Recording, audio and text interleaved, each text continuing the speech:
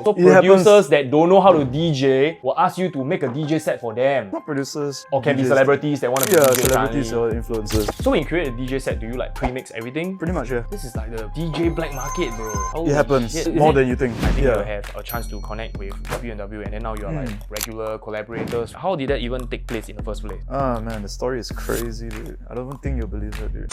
For yourself, you are not doing this full-time, you're studying, but Yeah. your only income source right now is DJing. Right. Pretty much, yeah. Yeah. Yeah. So how do you like survive off of like this very difficult market and it's not your full-time thing and then you're still studying also got expenses. Yeah. How is this all making sense for you economically? For me, thankfully, I have like a lot of like side stuff to keep afloat. So more regular stuff like more back-end Music production. work. Yeah, music production as well as music work in general. Not just like producing music, but helping people with like edits and stuff like that. Like jingles, like advertising jingles and all that. Yeah, like your club mashups or whatever, you know. People pay for that? Yeah, for sure. Wait. So okay, how does that even happen? So like for example, I don't know, Skrillex. You know Skrillex is like some mashup king, right? Yeah. And he has a person called what, DJ Slick or something, right? Makes his mashups for him. I'm not sure, but yeah, it does happen. I don't want to say who, but yeah, people also come to me and it's like, okay, can you help me like curate this set for this club and all that. So So it happens. producers that don't know how to DJ will ask you to make a DJ set for them. Not producers, just like yeah. Can be DJs. celebrities that want to be Yeah, DJs. celebrities suddenly. or influencers. Yeah. So when you create a DJ set, do you like pre-mix everything? Pretty much, yeah. Oh fuck! So they are It pre-recorded. happens. Certain sections, you know, people like value crowd interaction, right? So they say, okay, maybe the first 15 minutes. I know already. So it's like a Yeah. fucking concert like that, bro.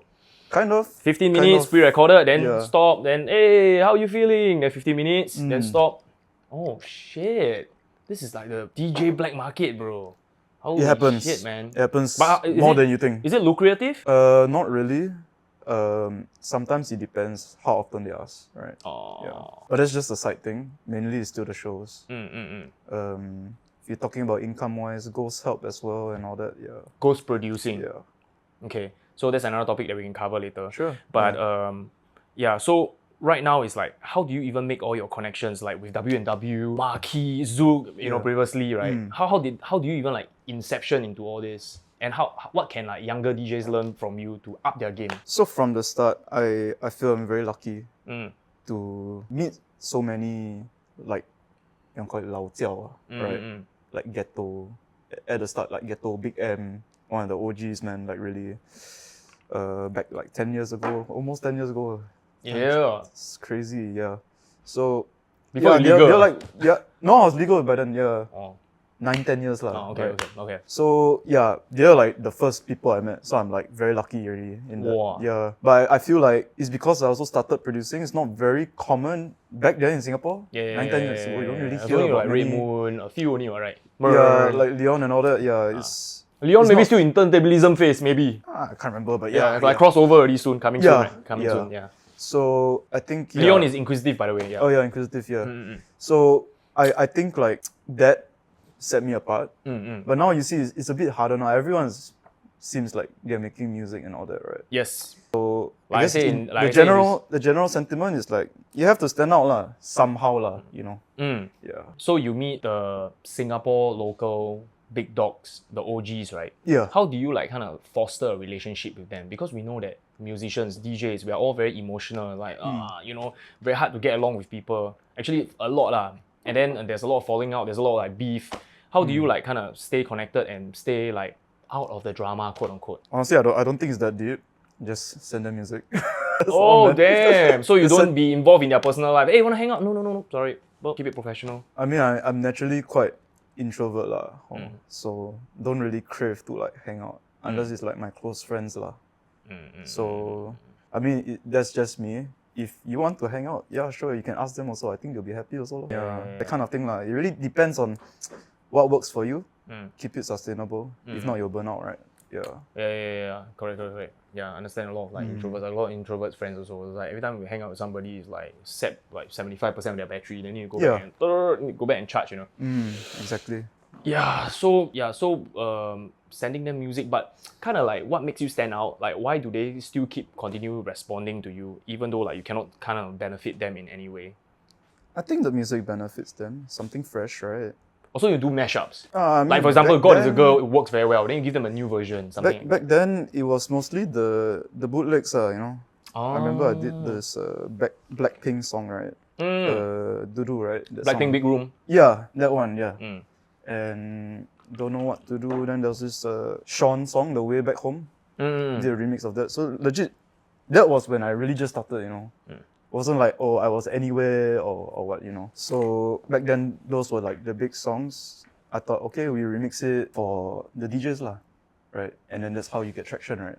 Yeah. Yeah. So Basically, that's how it started. Yeah. Local DJ City, DJ City local version. Okay, customized. I don't think, no, that's for sure me.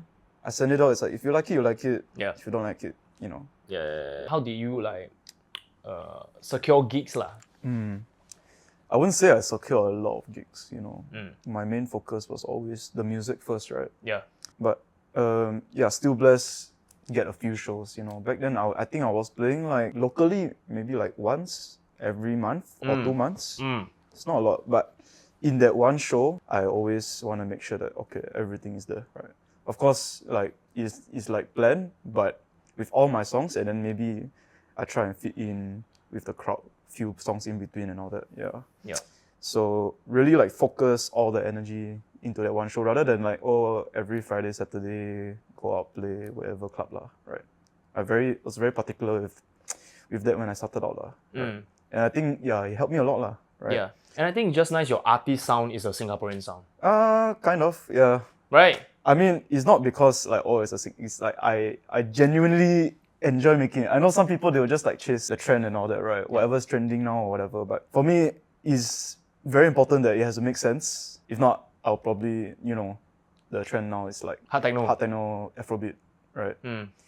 If not, I would just do that already, right? Yeah. Easy, right? But it just doesn't make sense to me, you know? Yeah. So for me, it's important, like, yeah, stay relevant, but also it has to make sense. And I have to like it also, you know? Yeah. Sorry, what's your point again? No, so I see that you're a huge advocate for big room. Like there's a period, right, where yeah, Fisher was popping, right? And then everybody become house music. And then now everybody's become techno. Then Still house music, yeah. Still house music now, yeah. Right, there's a, you know, the Fisher era, then the Charlotte Dewey era, and then now it's hard techno, then now freaking kinda music, like Afro house, you know. House, yeah. But then the thing is, you have always been a very strong advocate for big room lah. Yeah, was that like the thing that got you into DJing? Yeah, definitely. All the early influences. My guys, W&W, Hardwell, yeah, Blaster Jacks, very, very, very big fan. Bass Jackers also, you know. Yeah, this is why I started to make music, start to DJ and all that, right? So it's natural for me to like, yeah, just keep making this music lah, you know. And it's not like, oh, it doesn't work, you know. It still works in a club. Although it's not the biggest sound. You walk into Zouk, you walk into Marquee, right? They're playing this kind of music still. But do you feel that like Singapore is really like super backwards? We are still listening to the same shit, big room, titanium. Nah, I think you go to like any country, right? Right.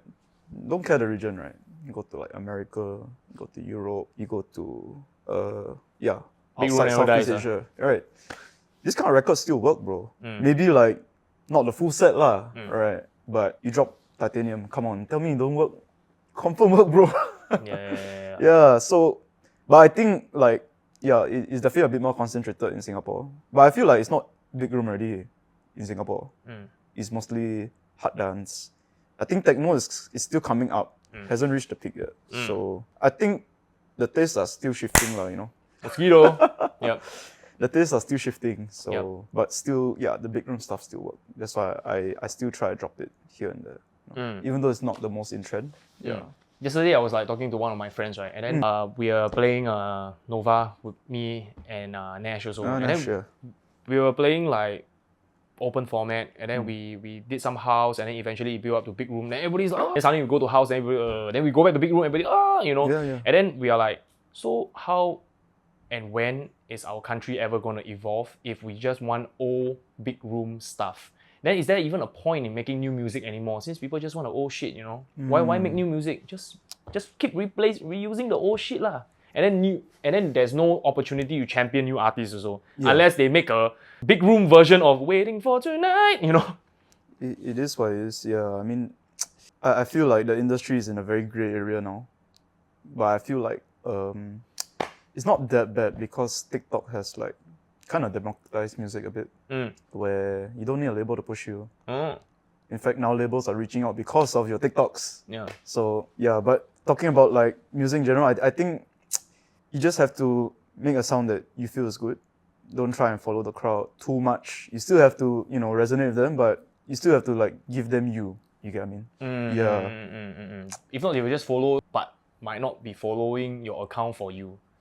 Yeah, exactly. Exactly. Yeah. You need to have some character in there, you know. As cheesy as it is, lah, you know. Yeah, it reminds me of the, you know, the Vine. You know, the Vine platform, right? These nuts, the guy. Dude, till these days, he's still riding around New York City in his skate scooter saying, these nuts to random people. Yeah. Because he's just like only known for that one thing and then he just keep milking it. That's good though, I think. Yeah. I think, you know, if that's what you want to be identified as, then go for it, lah, you know. Yeah, but there's no other trajectory, lah. Like, I mean, what's the furthest you can go? I feel, you know, it doesn't have to go so deep. Like, oh, you need to like, oh, you go viral for this moment, then you have to do something else. Like, some people just, you know, just satisfied with that.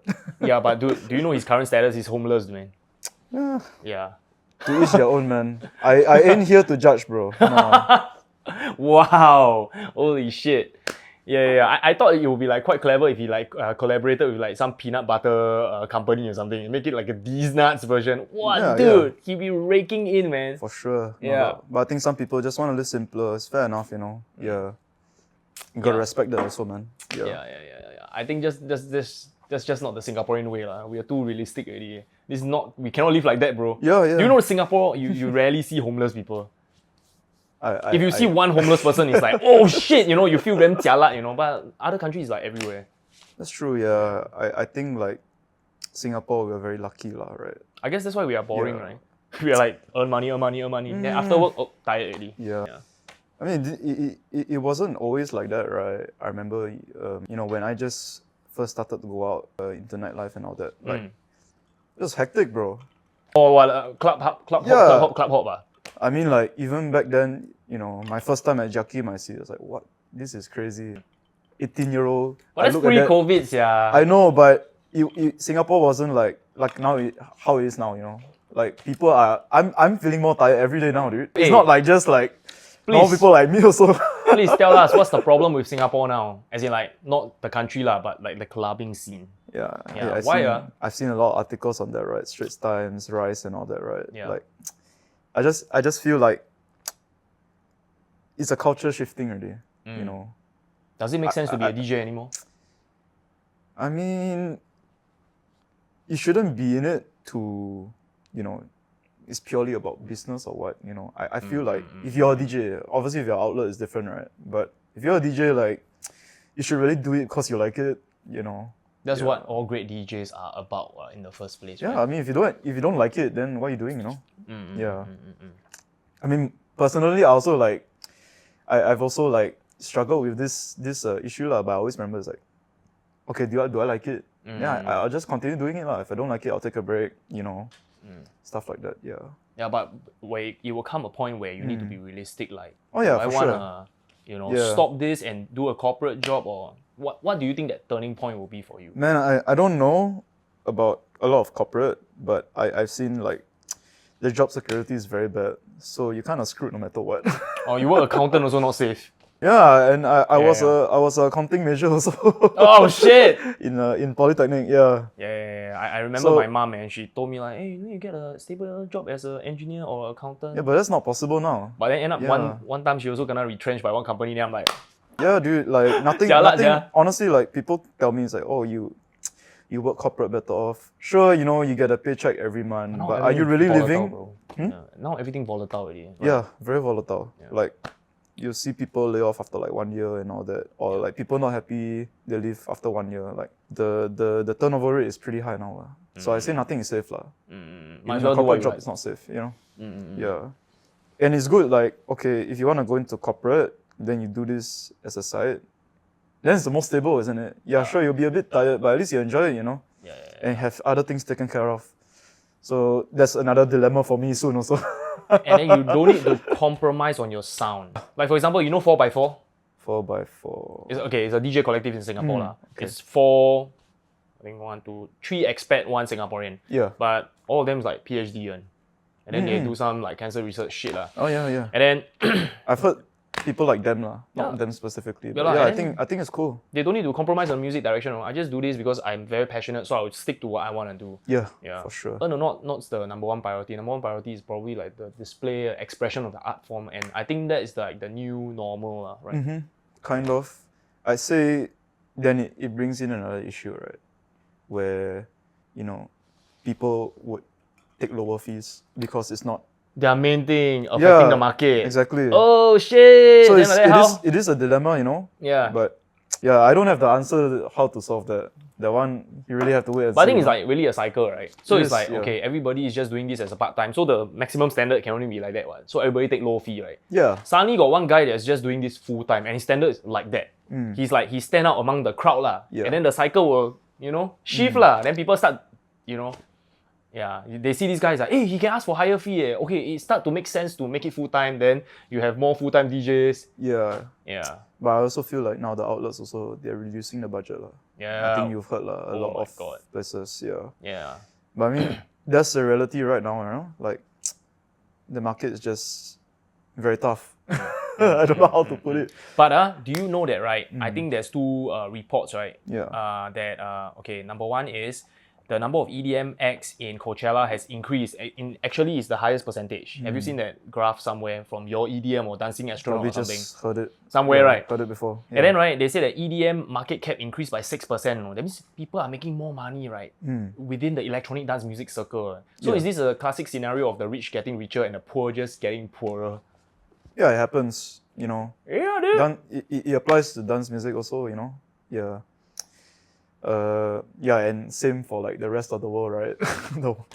the top 1% keep getting richer. That's just life, man. Yeah. So talking about top 1%, I think Yeah. you have a chance to connect with W&W, and then now you are like regular collaborators, friends. Yeah. How did that even take place in the first place? Ah man, the story is crazy, dude. I don't even think you'll believe it, dude. Yeah, that was crazy, So, man. Had this demo like deep into COVID, 2020 deep, man. You know, back then it was like 2 packs or something, right? If I remember correctly. 2 packs, Yeah. clubbing restriction. No, No. dining restriction. Actually. Yeah, like Right. gathering restrictions. So like literally, I was like locked in my room, lah. You know. So I hit up my friends, Bit from Malaysia. I don't know if you know them. Bit, BAT. The duo, what? Mr. Yang. Yeah, Mr. Yang and Ethan, right? Yeah. So back then we were collaborating a lot on stuff. Yeah, and then they had this idea. It's not like, why not we remake If I Lose Myself by One Republic, right? Right. Into a more like festival anthem, you know? Because, yeah, we felt there's a lot of potential there, you know? And yeah, so we worked on a demo back and forth and all that. And then sent it to a lot of labels, bro. All declined. Then one of my buddies asked me, he's like, okay, why not you send it to W&W? WW's record label is what? Rave Culture. Okay. Rave Culture, yeah. Okay. So, yeah, send an email. And then, that was the final email I was about to send for the record, by the way. For the demo. Not yet record, yeah. Yeah, send the email. The next day he replied, bro. I was like, what? Oh, shit. And then Maybe they're like, COVID is a good time. Business it was bad for them. It was really a good time, bro. Yeah. Like, Yeah. because people weren't very busy, you know. Yeah. And then like, we like the demo. Do you want to collab on it? And I was like, yeah, of course, you know. So how did that collab I've been work? listening to their music for the longest time, of course, man. Yeah. Yeah. So send them all the stems and a little bit more back and forth, and then yeah, waited for the right time to release it. Yeah. So it's crazy. Okay, wow. The That story is crazy. one song changed your life, man. I wouldn't say it changed a lot, but definitely it was a good thing, man. It's So a whenever really they good visit thing. Singapore, they will hit you up, you know.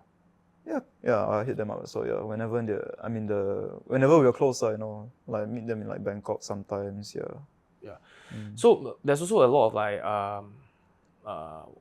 what's the word? Like ethics, etiquette. I forget what that word is really. But Etiquette. Yeah. something like etiquette, like where okay, everybody knows Tiesto is a good producer, right? But then you know about the famous Tiesto edit where he's like he put his name there. Yeah. V9 never stop the copy paste, you know. Yeah. Then W&W, how is that working relationship like? As bigger producers, technically they don't need to do as much work, right? They can simply put their name there, and then it's done already. What? Yeah, It's going to be famous already. And definitely seen some of these cases, right? Yeah. At the end of the day, it's still a business, right? And you have to run it efficiently, right? So how you butter? Yeah. Yeah. And these guys, top 10 DJs, they're flying all over the world, man. Like, how are you gonna like nail the mix down? Exactly. Surely you need some people to help, right? Exactly. Yeah, but in the case of my collab with WNW, they actually changed a lot of stuff for the better of the demo as well. So I was very grateful, to see that come to light. It's like, Can we go a little bit more technical? Like what exactly they do? Like maybe a short 5 minutes. Like did they like I don't know how to fatten say the drums or? They changed everything, bro. Oh fuck! So it's like almost 80% is something new, Yeah, I mean, but but they like, keep the main lead or something. I mean, like chord progression, the main vibe of the song. Okay. The main feel of the synths and all that made it a lot better. They really enhanced a lot of stuff for that song. Yeah. So, yeah, very grateful. But I mean, yeah, you see a lot of like other cases, right, where it's a pure business move. Yeah, some of the big guys, they just hit up the label, ask them, it's like, okay, this demo, reach out to this producer and then like ask. Oh, so the label is like the intermediary between big DJ and music producer. Sometimes it depends on the artist, right? Right. Yeah. So sometimes, from what I've heard, they just get their A&R to reach out to the producer. They don't even know the producer at the end of the Exactly, day. but just create the collab. It's a pure business thing, lah. Yeah. So sometimes that happens. It's not always like this is the case. I think it happens a lot more at a higher level. Because Yeah, at yeah. a higher level, you Nah, are doing so many things. Of course. You have to produce music at the same time handle a fucking L'Oreal deal or some shit Yeah, and yeah, tour exactly. 300 countries, So when you reach that level, then it's very understandable, because no one person can do all this. But the consumer might not be so understanding though. I mean, it's the same as like a pop star, right? Pop star don't really write their music. They have 10 writers, and then the A&R maybe cuts the demo, or even the artist themselves cuts the demo, and then they just want to get on the song, sing the song, and then make it a hit. Yeah. I don't think it's a very like unknown concept. I think it's been here for ages. It's just that now DJing is not just DJing, but electronic music, right? It's not at the forefront of people's attention. No, it's growing so much. It's becoming bigger and bigger every year, right? So they are basically pop stars now. So it's not that surprising. Yeah, the new rock stars, man. Yeah, they are, honestly. Yeah. You So see, you see, guys like Garrix, Zed, Tiesto, they're like gods, basically. Yeah. Even compared to some other pop stars and all that, Yeah. They're also like collabing with like BB Rexa, pop stars of like equal status, Yeah. tiers. Yeah. But why do you think, right, in music, right, it's so demonized? Like, for example, I'm filming this podcast, I can't be editing. My editor is here, editing. But guess what? It's not demonized. Nobody's going to like, oh, fake podcaster. But if it's a music producer, right, and then you have help, then people say that you are not real. You are gonna ghost produce. You're gonna demonize. I think it's a very old concept, really. I think 10 years ago, maybe it was like Taboo. Yeah. I mean, now when you have like the industry growing like every year, right? It's bound to happen. Bound to happen as in? People see the business upside, and then you just pour insane amount of resources into the project or whatever, It's bound to happen, with growth. It's not like how it used to be like in the 90s and all that, right? Where do it everything yourself. Yeah, there's a lot more passion into the art. Authenticity. Yeah. Yeah. So I wouldn't say like it's a good or bad thing, but it's an evolving it's thing. bound to happen somehow, one way or the other. Right. Okay, wow. So, and then another thing, right, is Marquee. So I think Marquee is like famous for not booking local acts. Yeah, like I think they only book like people they know or international acts. Right? You don't have like Zouk. You have random local DJs, local acts for And then I think for the longest time they don't even put supporting act, like the names of the supporting act on the poster for Marquee, right? I think so. Yeah. Even till now. I'm not familiar now. Let me just fucking do a quick Instagram search. Yeah, I know they don't really push local, because why do they have to? let's just see. Yeah. Yeah, all the international act lah. Still like Leighton Giordani, never say who's the supporting act. Yeah lah. Yeah. Oh, by the way, I saw Leighton at EDC Korea, man. He's good, man. Fantastic. He's great. Amazing. Then after that, followed by Eli Brown, the person that planned this schedule, man. right? Yeah. You don't like Eli Brown? No, I love him. I saw him at Marquee. It was great. Yeah, good, man. Yeah. That's like pure DJing, you know. So with that said, right, Marquee is not really like out there trying to champion the local lah. It's really like, you know, I want to make as much money as possible. I want to make the best club. I use international acts to pull as many people in lah. That's the whole entire aim. Respect, you know. But how did you even get to play at Marquee? I was very thankful to have met. You're like just like at the right place at everywhere. Yeah, you know Charles and Kia, right? Yeah, met them at the right timing. In fact, yeah, Charles booked me for Avery just before I went into NS. Avery is like a club, right? So that's how, and before that, sending them a lot of music, you know, back to where we started again, right? Yeah. Send a lot of music. Yeah. And then, yeah, the relationship just started from there. And then after that, they were at Marquee. Yeah. And just so happened, I think I was supposed to be booked just before COVID. And then COVID hit. And then we had to cancel the night. So when Avery is an old club. Avery is an old club. Yeah. And then Kia was like. Yeah, both of them were working there. That's how we connected mainly, right? And then started sending them a lot of music and all that. Then after that, they shifted to Marquee. You know, a lot of people went to Marquee. It's such a big operation, right? Yep. Yeah, so very lucky again, you know, like with all these opportunities and the timing and all that. Yeah, but not so how to say, not so lucky with the timing of when they initially booked me, which Of was the COVID, like, yeah. yeah, March 2020. Can you imagine? Yeah. Holy So shit. yeah, then after that, waited a couple of years and then we rescheduled the night 2 years later. Whoa, they keep their end of the bargain. Yeah, so yeah, very very fortunate, honestly. Then But do you play once only? I played a few times, but one main set, yeah. And then also like whenever W&W come, and they will like bring you up on stage and all that. Yeah, again, very very fortunate because not all big acts would do that. You know? Yeah, I know, right? So I'm very grateful for whatever they've helped me with, whatever they have done for me. Yeah. So, are you now officially signed to W&W's label? And what's W&W's label called? So Rave Culture. Rave Culture, yeah. okay. So how it works usually is like most of the releases, I think as you know, like they're all third-party releases, right? So it's the same for me as well. Yeah. They do have like a couple of core acts, Exmo and Steve W. So I think they would be exclusively signed with their management and all that. But for me, I feel I'm not even at that level, not even close. Yeah. So, but I also like to keep things, you know, flexible. You know, if I have a song with another label or another artist, right? Why not, right? Yeah, I feel it's a lot better to grow the brand there. You know. Yeah. So exclusive is not always the best, the way out. You know, Yeah, in fact, I've heard so many other bad management deals or exclusive deals, right? Now I'm also scared, you know, to sign anything. Yeah. So, and I always preferred to do things by myself, you know. So.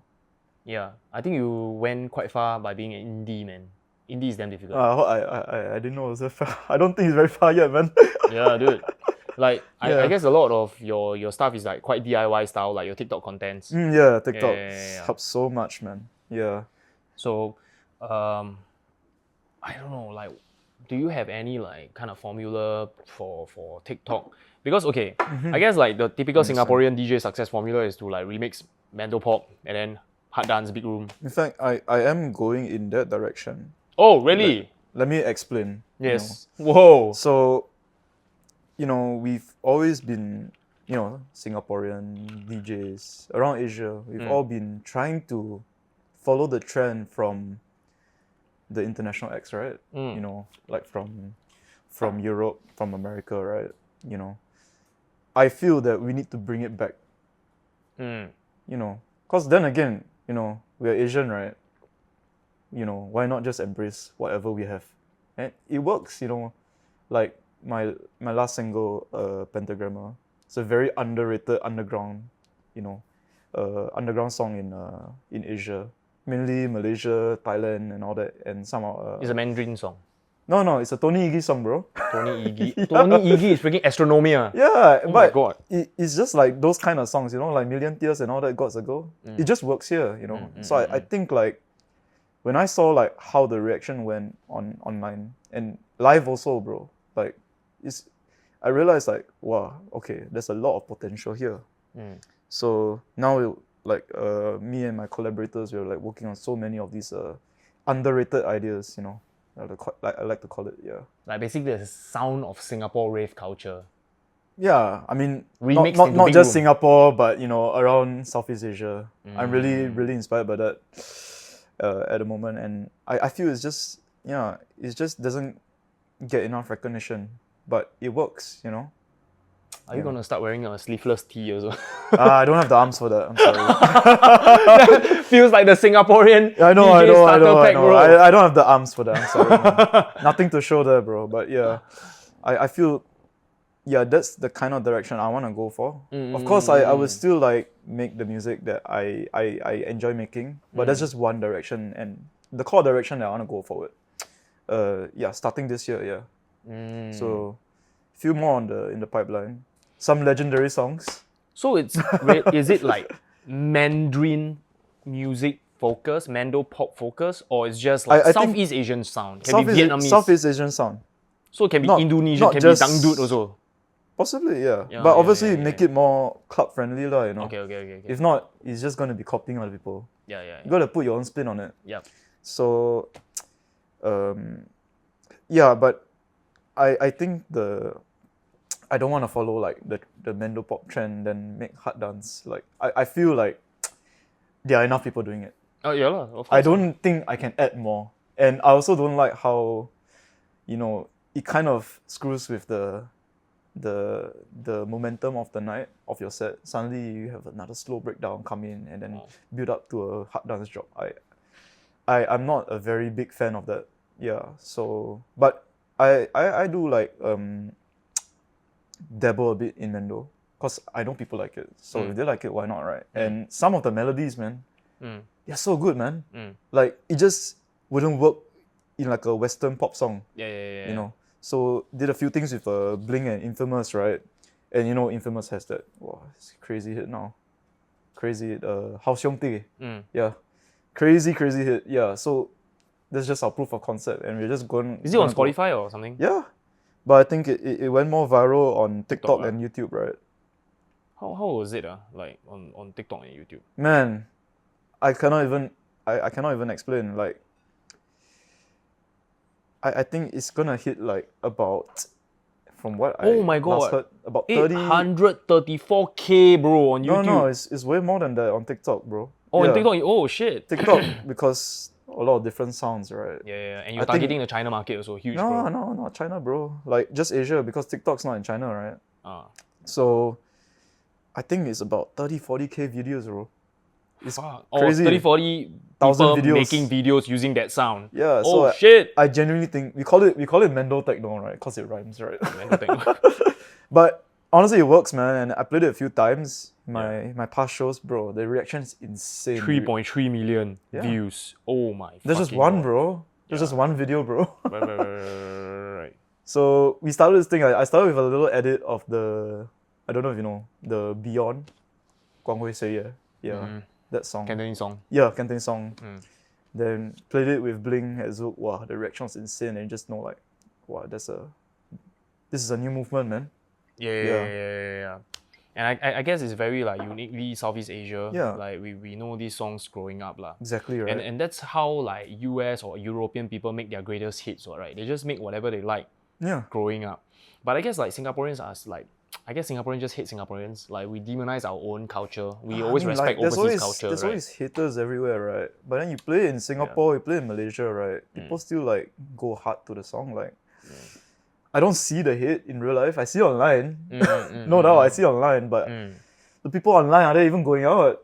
Yeah. So you should ignore them if they're not going out. You know, like if it's like people come up to me and say I don't like this song, Oh shit! Ow. then okay lah, you know, then I'll like, okay, maybe Okay, I should change something. Yeah. Because these guys, you know, they know what they're talking about, you know, but all these like online haters, like just block them out, man. Okay. They probably don't even go out.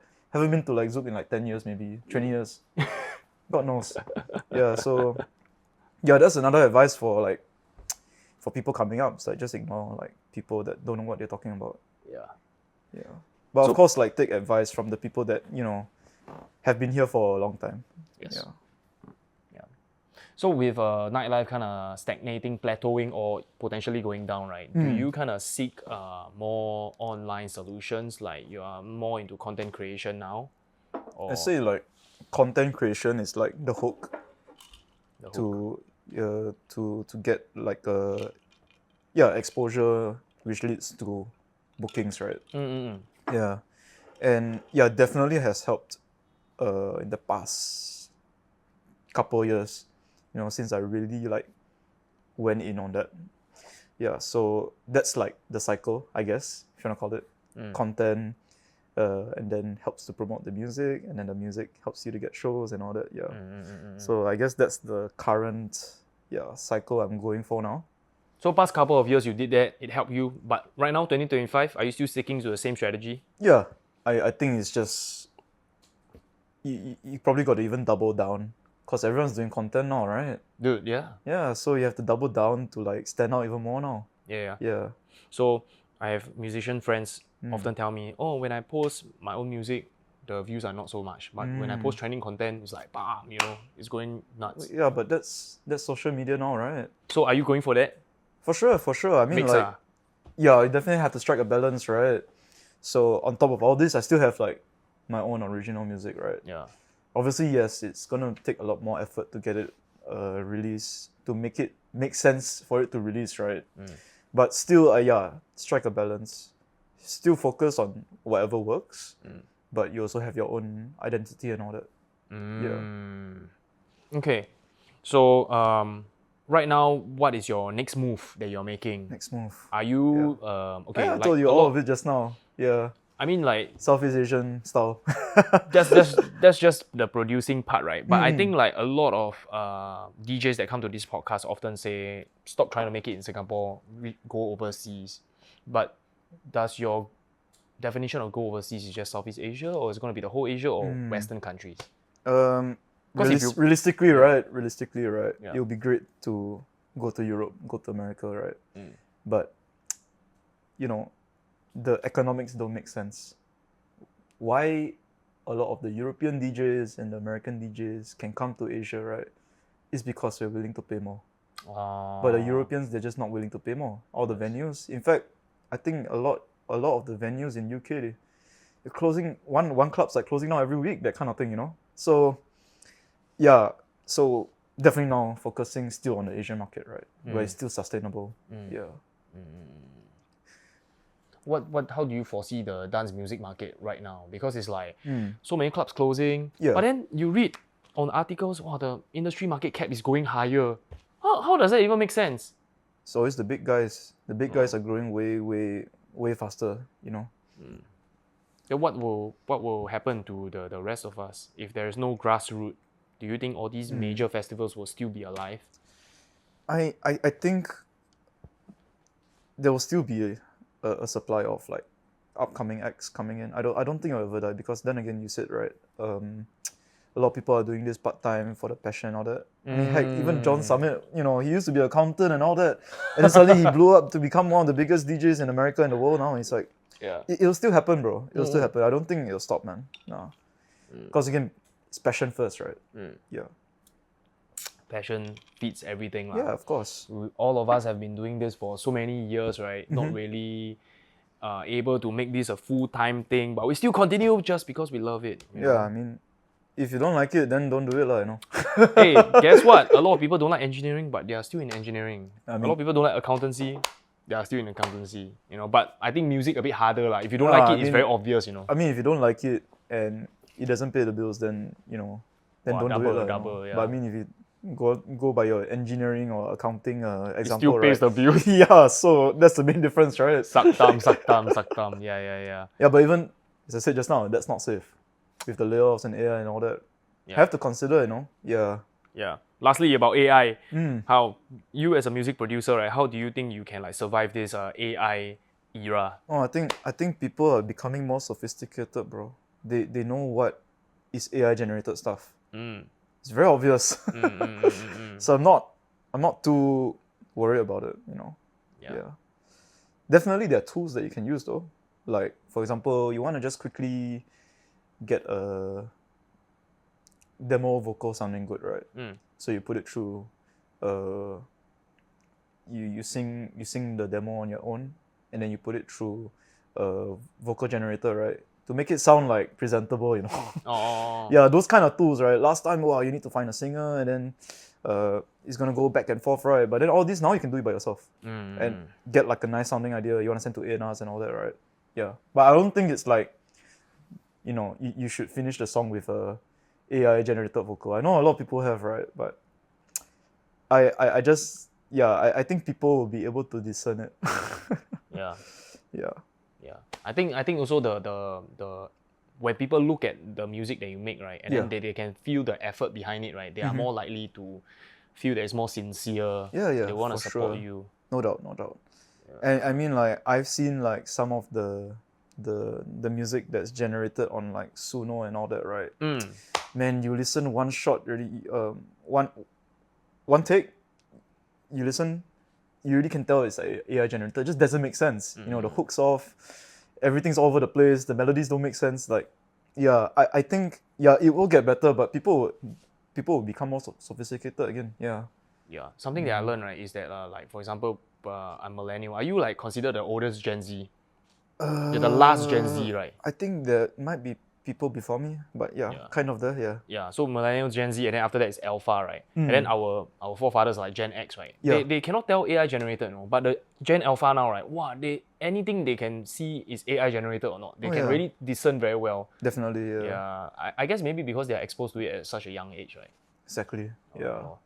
So you cannot cheat them, and it's gonna be more and more people, you know. Yeah. As it continues to grow and all that, right? Yeah.